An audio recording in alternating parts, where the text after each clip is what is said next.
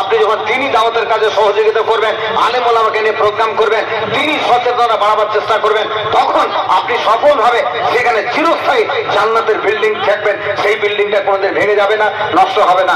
ইরাকের এক খামখেয়ালি বাদশা, তিনি একটা বিল্ডিং তৈরি করে মানুষকে ডেকেছিলেন যে এই বিল্ডিংটা আমি যে তৈরি করেছি আমার কোনো ভুল আছে কিনা দেখো।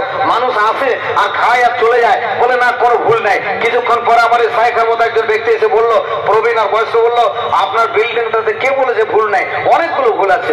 নাম্বার ওয়ান, আপনার এই বিল্ডিংটাতে একটা ভুল আছে যে এখানে একটা বাথরুম আর পায়খানা করে রেখেছেন। এইরকম একটা ভালো বিল্ডিং এ পায়খানা ঘর বানায়, কিন্তু মহান প্রভু আল্লাহ বলেছে মাম্মানা লিল্লাহি মসজিদান বানাল্লাহু বাইতান ফিল জান্নাহ, যে আল্লাহর জন্য একটা মসজিদ বানিয়ে দেবে তার জন্য জান্নাতে একটা গৃহ নির্মাণ করা হবে। ওই গৃহে কোনো বাথরুম আর পায়খানা নাই, আপনারটা পায়খানা আছে। 2 নম্বর ভুল হলো এই বিল্ডিংটা যিনি তৈরি করেছেন, যিনি রিল্যাক্স করছেন, যিনি অহংকার করছেন, ফখর করছেন, তার সঙ্গে ওই বিল্ডিংটার পার্থক্য যে ওই বিল্ডিং এ তাকে কোনোদিন বার করা হবে না।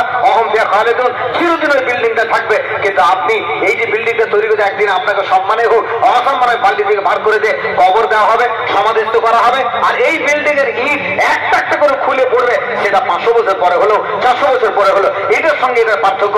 এটাতে তিনি বোঝাতে চেয়েছেন যে আজকে আমরা যা করছি এগুলো ক্ষণস্থায়ী জীবন, এর কোনো লাভ নাই। কিন্তু হ্যাঁ, জীবন যেমন করতে গিয়ে কোরআনের সূরা কাসাস এর ৭৭ নম্বর আয়াত আল্লাহ বলছে আল্লাহ তানসা নসিবাকা মিনাদ দুনিয়া, দুনিয়া তো তোমাদের একটা হক আর অধিকার আছে, তোমরা ভুলে যাও না।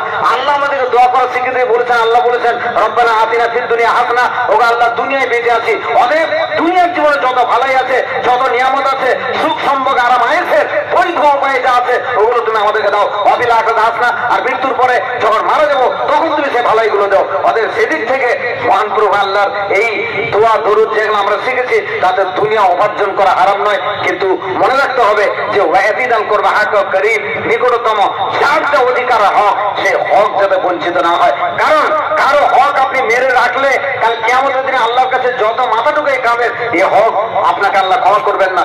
যার অধিকারকে বঞ্চিত করেছেন তার কাছ থেকে আপনাকে ক্ষমা নিতে হবে।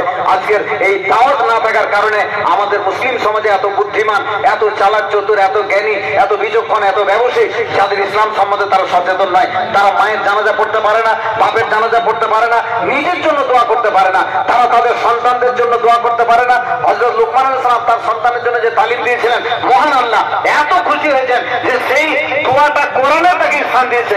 কিন্তু আজকে আমরা সেই কোরআন পড়ি না। আমি এই মঞ্চে দাঁড়িয়ে সমস্ত মানুষের কাছে অনুরোধ করবো যে আপনারা নিয়ত করে নেন যে সারা বছর অন্তত একবার করে গোটা কোরআন মাজিদটা বাংলায় মোবাইল থেকে হোক আর বাড়ি থেকে হোক তর্জমাটা আমরা শুধু পড়বো, এরকমটা নিয়ত করে নেন। দেখবেন আল্লাহ রাজি থাকলে আপনাকে সঠিক পথ দেখানো হবে। এই কোরআনের মাধ্যমে আপনি সঠিক পথ পাবেন। কোরআন এমন একটি বাস্তব, কোরআন এমন একটা সত্য যে কোরআন সুশৃঙ্খল মানুষকে সমস্ত অপরাধ জগৎ থেকে ধুয়ে মুছে সঠিক জান্নাতের পথে পরিচালনা করে। অতএব সেই কোরআনমুখী দাওয়াতের কাজ আমরা সবাই করব। আল্লাহ আমাদের সেই তৌফিক দান করুন। ওয়া আখিরু দাওয়ানা আনিল হামদুলিল্লাহি রাব্বিল আলামিন। আসসালামু আলাইকুম ওয়া রাহমাতুল্লাহি ওয়া বারাকাতুহু।